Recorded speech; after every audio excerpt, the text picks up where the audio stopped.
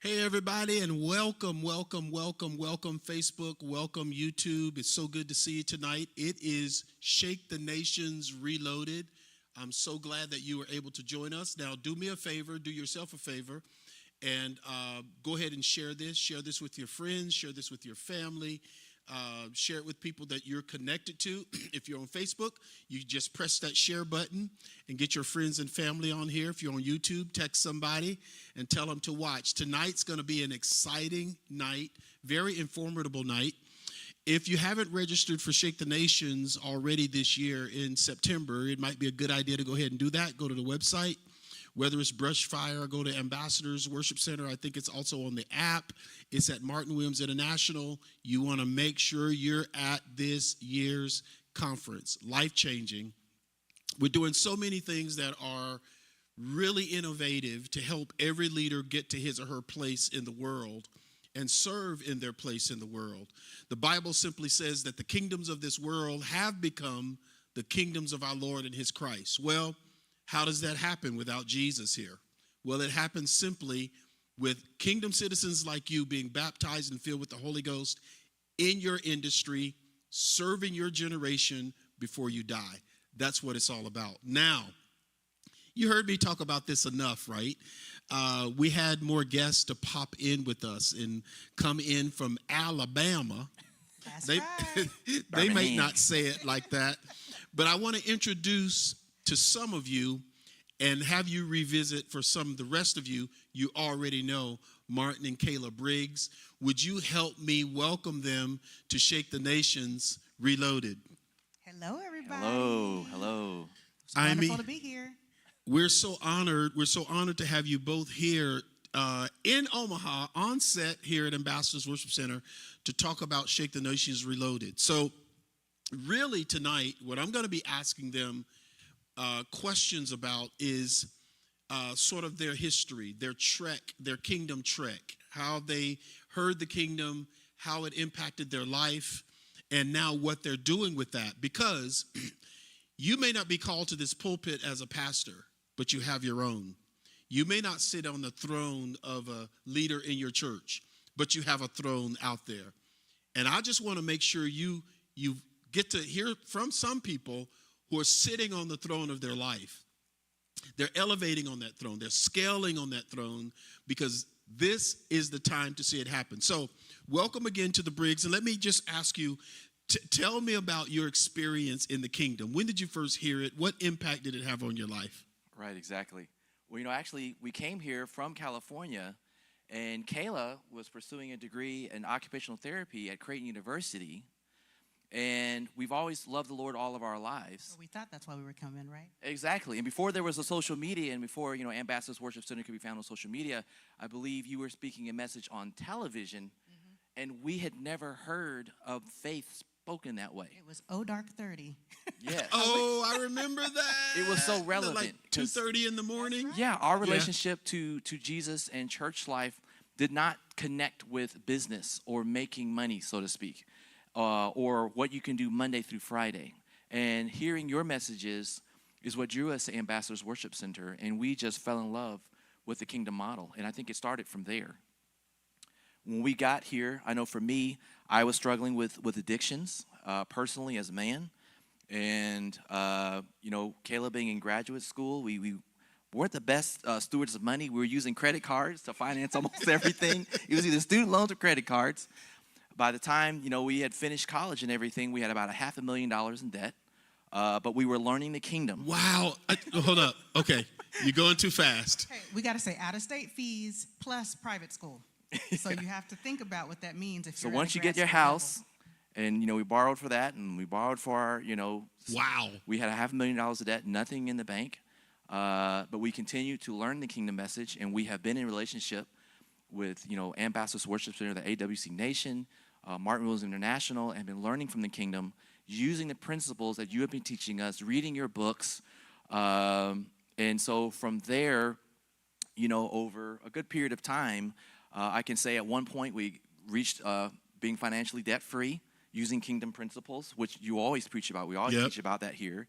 And then you go from that level to once you get yourself out of that hole, you end up investing. And so we've been able to, I think, reach, it happened very quickly, but, we'd be classified as millionaires. And I hate to say that because it's so weird. I don't very rarely say that, but I want to share our testimony of where we came from. And we primarily use the vehicle of investment to do that, business. And we've been learning these things from you and other folks as well. And we're so excited about Shake the Nations and Thrones because we're going to be able to impart and share these experiences with others. So, did you want to say anything else to that, Kayla? I just wanted to say during our time, in Omaha, we initially felt like we were here for school, and that's why we said that's the hook. That's what got us here. But it was a spiritual boot camp for us. We were, as Martin said, we were people that were believers all our lives. But how we understood the relationship with the Lord, how we understood the culture of Christendom, if you will, at that time, was void of kingdom. We did not have the kingdom message. And so when you're told, because what started before the credit cards was, I was told that there would be funds based on a program I was a part of that would be here for me for school. We got here, they totally took those away. And so then it became, okay, we know that he sent us here. Is it about this program? If it's not about this program, what else are we supposed to be doing here? Wow, yeah. How do we tie in? How do we tap into what God has for us? And so we just went headlong into Kingdom Message. I think we just happened to come at around the same time that you were revamping how you were teaching.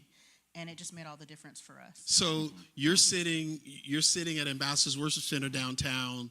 Did you ever get to experience Dr. Miles Monroe? Oh, yes. Oh, yeah. Oh, yes. So you got to experience Dr. Miles in our culture, teaching the kingdom, blowing our minds, giving us headaches, and just reshaping our life. So here's my question. Around all that preaching and all that church stuff, why didn't you two end up in ministry?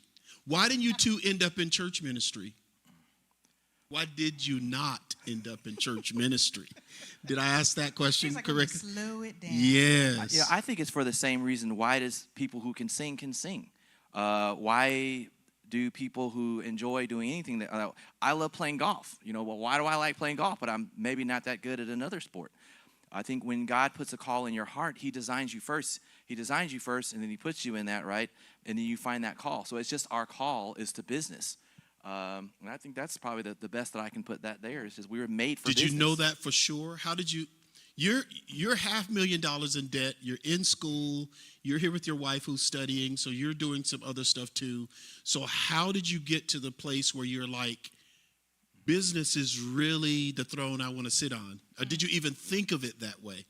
That's a really good question. I really believe it was in our heart first. So before we got to Omaha. And we're talking about discovery, right? And when you get to Shake the Nations, we're going to be talking about discovery. So if you haven't gotten that point, and again, the great thing about purpose is you don't have to go find it. The seeds are already in your heart. You just need someone else to draw it out. And so, at least for business perspective, I remember the counselor at the junior college, literally before the internet, she had a carousel with all these majors that you could study, and she just went, geology, no. She just went. Literally, like, politician, and then she was like, business? Yeah, I like that. I mean, as soon as she said it, I said, yeah, I like that. And that's how we got on the road of business. And by the time we had gotten to Ambassadors Worship Center, the one thing that we did know is that we wanted to work together, and we were going to share life together in business, but we did not know that God could be a part of that. We always loved to pray. We loved Jesus. But it was like, God loves something outside of business, giving to people, all those types of things. And then it's when we met, Ambassadors Worship Center, we realized, no, Jesus wants to be in the middle of that Monday through Friday as we're serving in business. And business is such a broad category, right? So initially we thought, well, that would be healthcare focused. And then more time goes by and we realized, well, really, there are some principles that business leaders in general need to know. So then it became a matter of helping to inform business leaders. That looks very different from just the day-to-day of being an entrepreneur. And then we started to learn the difference between some of the needs in corporate life versus those that are mom and pops. And so the world of business truly was a broad brushstroke for us. It wasn't just the minutia or the detail of a particular industry. Because business can mean so many different things to so many different people. Absolutely. But business is really categorized, at least in our world, business is categorized as occupation. Yes. Business is really categorized as go into a space whatever space that is, what you love, what you have the acronym for, even some things you hate. You might say, I really hate that that's happening to people, so I'm going to get involved in that industry. I'm going to get involved in something. And once you get into that space, it's so easy to talk about business, because once you're in the space, you want to do what Genesis 1 says. Yes. You want to occupy that space. You want to subdue it. You want to have dominion. You want to scale. I mean, that's business. It's okay to do that in business. So there are lots of people out here who are thinking about business, and now you're saying you're a kingdom citizen talking about business. You're saying you're a kingdom citizen talking about it's okay to have a multi-million-dollar company, right? Okay, does that create a cognitive dissonance for people? Does it like, I'm a kingdom citizen, I want to be in business, and I want my business to be worth millions? Right. And I think if you're Does not... that make your brain tilt? Well, obviously at this point it doesn't, but I feel like if you're not speaking that language, then you're not fully speaking kingdom. Because from a kingdom perspective, investment is in everything. And when we look at the way Jesus would talk about doing kingdom, he oftentimes would relate to himself as an investor that would invest into people who would be productive and then bring him a return. And that's a part of our culture. Whether you're an entrepreneur or not an entrepreneur, you have to, and Jesus intends for you to be wealthy. There should be no one among us that does not have a very large excess of wealth beyond their needs. And God expects us to grow that wealth. And because of that, you're going to have to get into business. Whether you're producing your own business, whether you get in an investor, that's really the full kingdom story in our opinion. No matter what you're doing, whether you're an artist, a scientist, a school teacher, running a nonprofit, because you're a kingdom citizen, by default, you ought to have excessive wealth, which then that wealth needs to be multiplied somehow. And so, I think it's just a default part of the kingdom. Yeah, it's a part of the kingdom that business people, if they have not been introduced to it, they need to be introduced right away. Yes. God does not want you involved in business and it's not scaling, it's not growing, it's not producing after its own kind. That's right. It needs to be happening that way. Just before we leave this subject, talk to the camera to some business people and help them understand the power of accepting business as Genesis 1, when God created Adam and Eve and he told them to multiply. He told them to produce. He told them to subdue. He told them to have dominion. And as a business person, to just not have that, oh, something wrong with me, I'm a Christian and I want to be wealthy. Can y'all do that? I hope we can. That camera right there. Y'all live, y'all is live. I want him to preach it. I'm like, no, he's asking questions that normally we're getting from you. Y'all are live. I feel more like a quiz or a test. It is Wednesday night and you are live on Facebook. No pressure. And YouTube. That's what you are right now. And there are some business people watching us. Yes. There are some people who are called to business. There are people who want to be called to business. They may be stuck in church, but they want to do business. They may be stuck in a career or something, but they want to be in business. And maybe on the next show, we'll talk about those 4 levels of what it can look like for them. But right now, tell them it's okay. Their mindset about business, being wealthy through their business. Well, first, I would just say it is so important to recognize that our Father owns the cattle on 1,000 hills. So there is no way for him to make us in his image and not put in us a desire to multiply. As you said, Dr. Martin, it is imperative that we recognize that we are meant to have wealth. We are meant to steward it well. It may not mean that everybody has the same amount to steward, but we are meant to use what my friend calls God math and exponentially grow whatever it is that is put in our hands. And so it's important for us to figure out what is the people group and where is the place that we're meant to be, so that we can start to handle whatever the pain point might be or whatever the passion point is that you could talk about nonstop. So Whatever that thing is. are you saying that every person on earth is called to an assignment which involves two things: a place Yes, and a people. you got it. Absolutely. And in that place and those people, that's when you multiply, you create, you Yes. make money, you make everybody's life better because of the glorious economic state for that. Is that Right. what you're saying? That's exactly right. And you're not chasing the dollar. When you understand the people and the place, it's attracted to you. It comes to you. You know, it's hard to explain to people how we went from that much debt, and it seemed like seemingly overnight we were like, wait, we got to do a little math here. Yeah. We're not in debt anymore. When did this kind of happen, and how are we now going to steward all of the excess? Because that's really what it comes down to. Yeah, it's actually, in my opinion, harder to deal with excess than debt. Because debt, you know the play. You're just going to keep paying it off, paying it off. That's true. But then as soon as you're out there, now you have to make some decisions in investing. You have to protect the assets. But, you know, to add to what, you know, Dr. Martin is saying, you should not be afraid of wealth, because by doing that, you're avoiding the basic principle of what it means to be a kingdom citizen. Yeah. All of us have a mandate, according to the book of Revelation, that we're to serve as a kingdom of kings and priests. All of us are kings and priests, whether you're in business or not. That is a mandate on your life. You cannot shake that. And the purpose of a king, there's a lot of purposes they do, but the majority of it is to manage the wealth of the kingdom. The king is responsible for stewarding the wealth of the kingdom, and to do it at a high professional level and with integrity. And so, you know, that's, I think, how we return it back.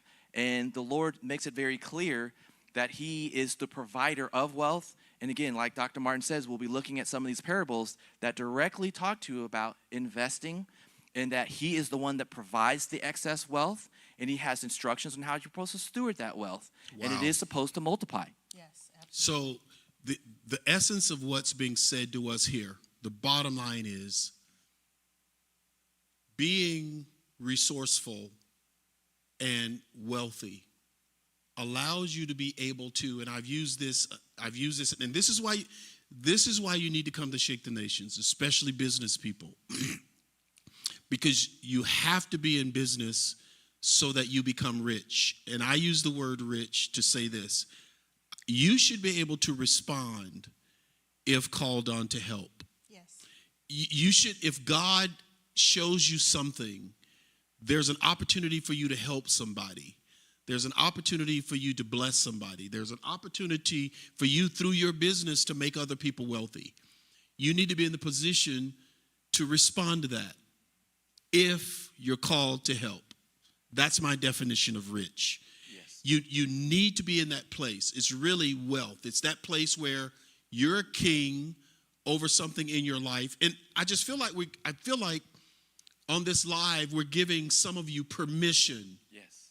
We're giving you permission to say, I want to be wealthy. Mm-hmm. I know people have talked about me, about wanting to be wealthy.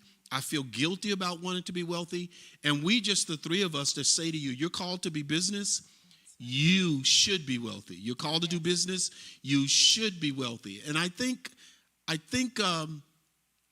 just release you on that right now. Mm-hmm. I release you, your business mind, your wealthy creativity, your access to other wealthy people that can show you systems, all those doors that need to be open for you. If you'll just say tonight, God, you called me to business. I'm doing this other thing, but I'm really called to business, and I want to get into business, and I want to be wealthy in business. I want to scale. I want to have dominion in this area that's called business to me. I just think that's amazing. So, and can I add this too? As we're encouraging you, those of you that are struggling with what does it mean to manage wealth on behalf of the king? Should I be wealthy?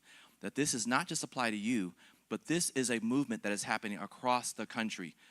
There are many organizations, many business leaders that are being touched with this same voice, and organizations that are forming. It's called Business is Mission.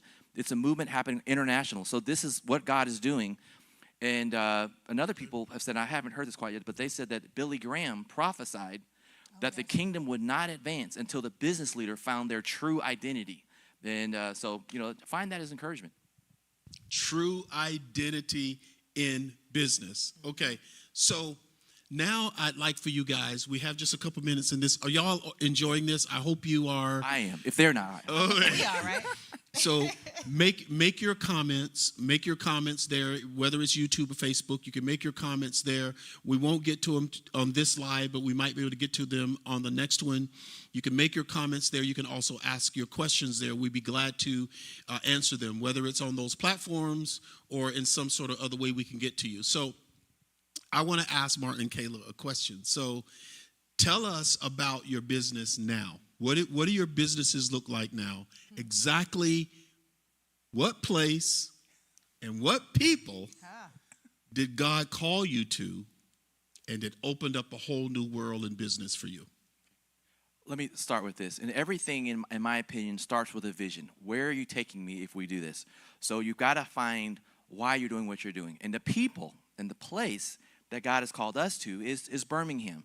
And one of the advantages that Birmingham has as a city is that we're the second most Bible-embracing city in America. There's very few cities in America that love the Bible and God more than Birmingham. And so as an opportunity to celebrate that and also to preserve that. And so we launched an investment corporation that intentionally, through investment, we set aside a portion of our income to actually invest back into Birmingham, to invest into areas of Birmingham, to continue to muster into flame, is that what I want to say? To usher in, fan into flame, Birmingham being that way. And we use investment for that. So we have shareholders that have invested into the corporation, and that corporation, which right now has a market cap of about $1.2 million, so it's not the largest thing, but it has that just market cap. We're working on that, right? We're working on that.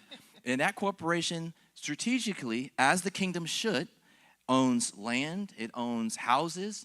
We own a couple of companies. We have royalties that come into that corporation. We're able to pay out dividends. We evaluate how our valuations are going up. We have a lot of shareholders as well. And so because of that, that's our people, as we bring in kingdom investment in that way. I hope that. I would just like to add, aside from having kind of the growth engine side of investment, we also have a portion that we set aside that we kind of look at as a gleaning fund. Again, based on scripture, you look at Ruth and Naomi and you look at Boaz, and there's always this gleaning piece. If you don't know that story, please look it up and check it out. And so from that piece, we're able to then reinvest in different activities that continue to foster that aim of keeping us the second most Bible-minded city. And we hope to propel it forward to even being the first in the nation. And I would like to add to that. So with that, we have a community of Birmingham business leaders that are formerly a part of it. They're not necessarily investors, but they're a part of what's called the market. So we have a league of 130 business leaders. It's almost like a chamber of commerce, not quite, that are on board with that mission. We help each other strategically to help our businesses grow, as well as to help the city grow in that way. We're in agreement. We have 1,300 community partners that are involved with our organization, maybe not to the intimacy of a market partner. So we've really engaged with a lot of politicians in our area. We deal with a lot of corporations, and we're really the gate of all things faith and business in Birmingham. And working on some big things we hope to come in the future. But I do want to add one more thing, and that is that it's so important, I think, once you know your people in place, to figure out, like Martin mentioned, the why. So once you have those pieces in place, it's important for you not to get bogged down, because people will try to determine your why for you. So again, you need a place like Shake the Nations to help you hone in on what you're specifically meant to do, so that, as we've been talking about on the Sunday messages, hey, when it's time to rest and when it's time to say no, you can do that. And you can do it with intentionality. I'm saying no because that's for someone else to discover and to take care of. Right. I have my place already that is where I'm supposed to express my aspect of kingdom. That's good. So what we're learning here is that everybody has a throne. Yes. There's a place and a people that you're called to. There's a thing you're designed to become. And I can tell you today, sitting here with Martin and Kayla, today, Wednesday night, right? You're watching this live, but you would be surprised if I told you what's happened today. Just as God has just been bringing things to us, opportunities to us. I have been selling Shake the Nations this year, and this will be our 23rd year. It's amazing. Congratulations. 23 years with Shake the Nations. But this is the first one I've been trying to sell.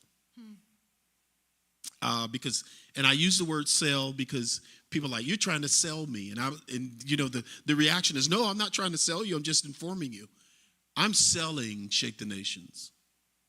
This could be one of the best investments you've made in yourself.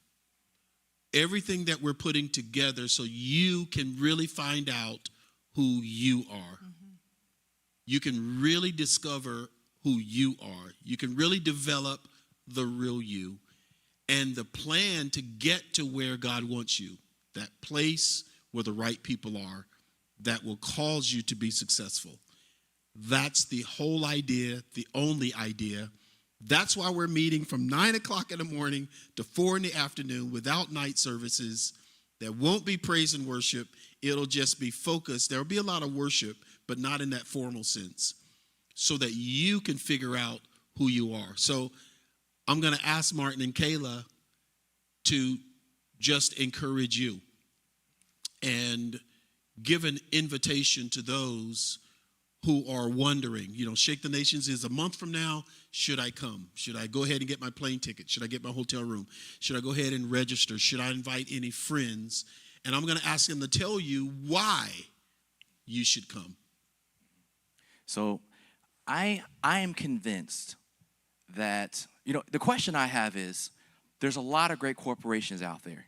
And there's only like 2 that we can point out that are really kingdom, like Chick-fil-A and like Hobby Lobby. Why aren't there more? And I believe it's because we need things like Shake the Nations. We are missing our identity as business leaders. And we need Shake the Nations. You need Shake the Nations so that you can step in your full mandate as a king and as a business leader. And here, if you come here, the questions you have, maybe you're very, very successful in something you're doing, but you've been thinking about launching a business, or how do I make passive income? And those are not your ideas. That's something God put in you. Wow. And when you come to Shake the Nations, you're going to discover your purpose. You're going to figure out what it is you're supposed to be doing and how to do it, and you're going to feel God, on it. Yeah, that was really great. I would just add that some people might already be further along in the journey. You may already know that you're called to business and be doing something in that arena, but you need a little more gas in your tank. For us, we know where we're called to be, but because kingdom is not something that we see in our area, we are the ones championing kingdom in our region. And so that means when we need to get filled back up so that we can do more of what we know God has intended us to do, we come here. This is where we get fuel. We all need to have a community around us, and Zoom can't cut it all the time, where we are able to meet in person, to sharpen one another, to ask questions of each other, to be able to say, hey, I use maybe this particular technology or implemented this particular aspect to my plan, and it helped me leaps and bounds. This is the place where you answer the deep questions, but also I think the implementation questions that are needed so that you're actually able to move to action. We are able to connect here. We're able to synergistically move as a group. And again, I think the Spirit is just doing something amongst all of us to catapult us forward when we leave this place to be able to make a difference wherever we are. Yes. Well, there you have it, everyone.